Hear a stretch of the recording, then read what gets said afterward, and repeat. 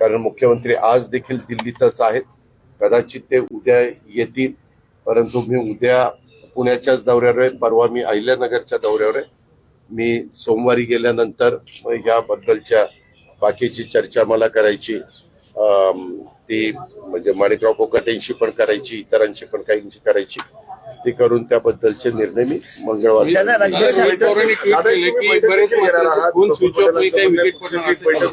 त्यानंतरच माणिकराव कोकाटेंच्या संदर्भातला निर्णय घेतला ना की त्या संदर्भामध्ये मी सोमवारी मुंबईला जाणार आहे. दादा, राज्याच्या आरोग्य विभागाचा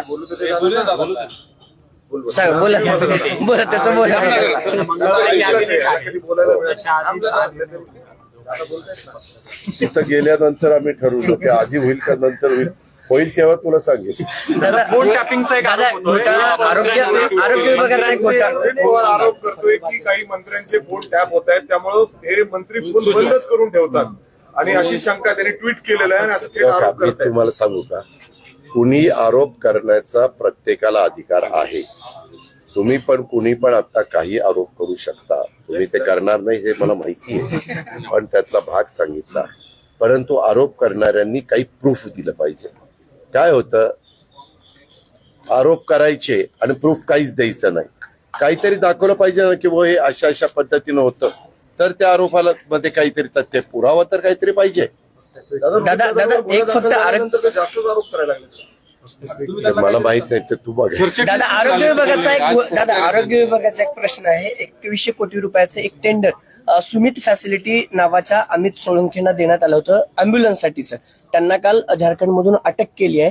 बीव्हीजी ग्रुपचं जे टेंडर होतं ते काढून त्यांना कुठलाही अनुभव नसताना ते 2100 कोटी रुपयांचं टेंडर देण्यात आलं.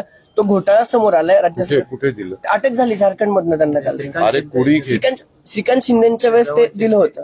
दिलं नव्हतं, उगीच काहीतरी सांगू नको.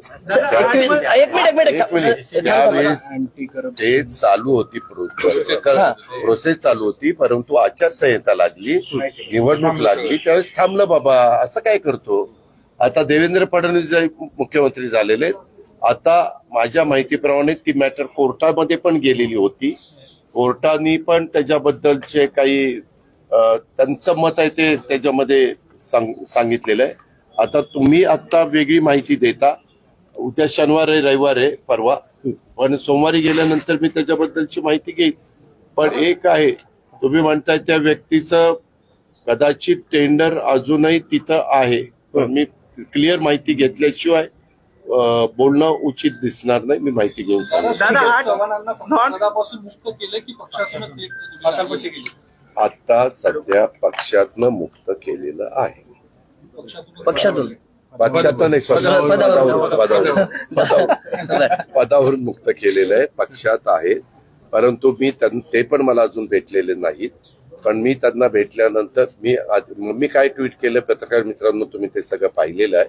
आणि त्याच्यामुळे आम्ही ज्या भूमिकेतनं चाललेलो आहे, शिवशाहू फुले आंबेडकरांची विचारधारेतनं, त्याच्यामध्ये कुठेही बसत नाही, नियमात बसत नाही, संविधानात बसत नाही, कायद्यात बसत नाही. कुणीही हातामध्ये कायदा घेण्याचं कारण नाही.